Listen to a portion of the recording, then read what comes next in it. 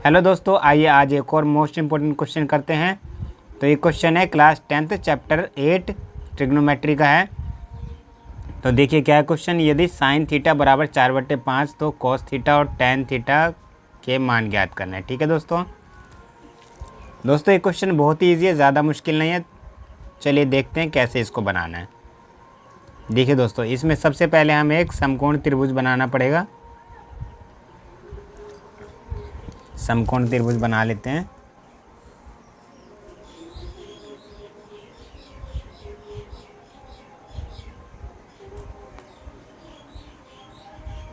यह दोस्तों आपका समकोण त्रिभुज। समकोण त्रिभुज में जो एक कोण होता है वो 90 डिग्री का होता है, तो ये है 90 डिग्री का कोण। ठीक है दोस्तों, यहाँ पर ए बी सी नाम डाल देते हैं। अब देखिए दोस्तों, यहाँ पर क्या दिया हुआ है हमें, साइन थीटा बराबर 4/5 दिया हुआ है। ठीक है दोस्तों, और साइन थीटा होता है क्या है दोस्तों, साइन थीटा जो होता है वो होता है परपेंडिकुलर अपॉन में हाइपोटेनस। तो परपेंडिकुलर क्या होता है दोस्तों, परपेंडिकुलर होता है दोस्तों ये लंब। ठीक है, यानी हमें ये लंब दे रखा है, तो परपेंडिकुलर। तो साइन थीटा होता है दोस्तों परपेंडिकुलर अपॉन में हाइपोटेनस यानी एच। परपेंडिकुलर मतलब ये लंब और हाइपोटेनस मतलब ये कर्ण। ये P है। ठीक है दोस्तों, ये है H, ये H है यानी हाइपोटेनस, और ये है दोस्तों B यानी बेस।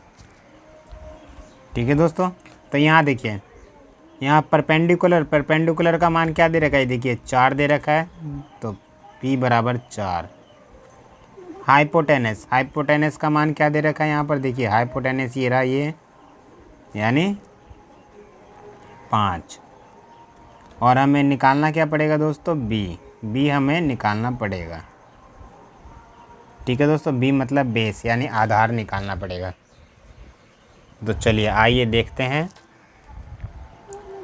तो B निकालने के लिए हमें क्या करना पड़ेगा दोस्तों, एक हमें प्रमेय लगाना पड़ेगा। तो प्रमेय क्या होता है दोस्तों, पाइथागोरस प्रमेय होता है। क्या होता है, पाइथागोरस प्रमेय।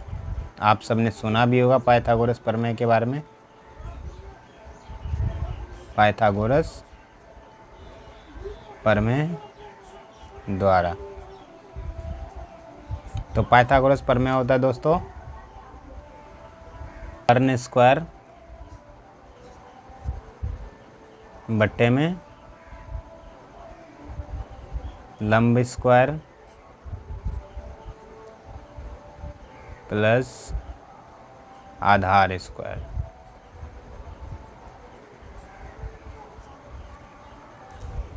ये होता है दोस्तों पाइथागोरस प्रमेय। तो हमें क्या दे रखा है दोस्तों, हमें कर्ण दिया हुआ है, ये रहा 5 दिया हुआ है यानी 5 का स्क्वायर। लंब दिया हुआ है, ये रहा 4, तो 4 का स्क्वायर। आधार नहीं दिया हुआ है, तो आधार ही निकालना है हमें, आधार स्क्वायर।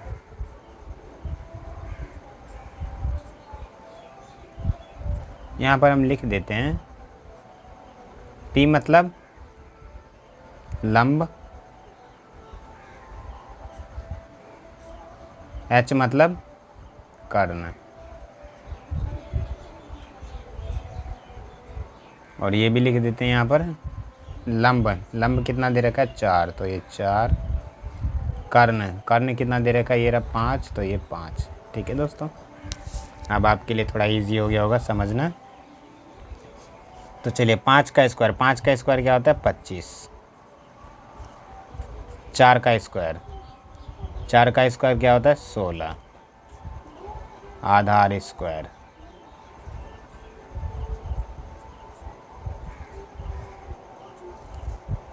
पच्चीस यहीं पर रहेगा, 16 को ले आइए यहाँ पर,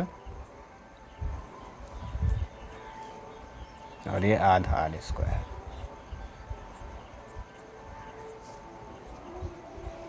25 में 16 घटा देंगे 9, आधा आर स्क्वायर।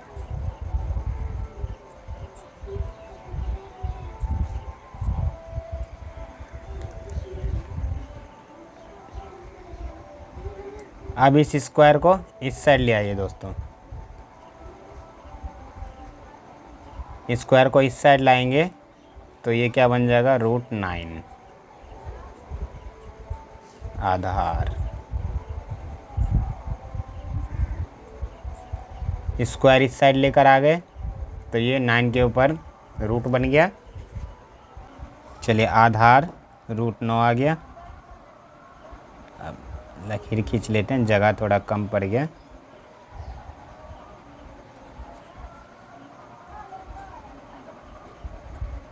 आधार यानी बी, ठीक है दोस्तों, ऐसे लिख दीजिए, यानी बी निकल चुका है हमारे पास √9। √9 का वर्गमूल क्या होता है दोस्तों, 3। ये 3 लिख दिया हमने।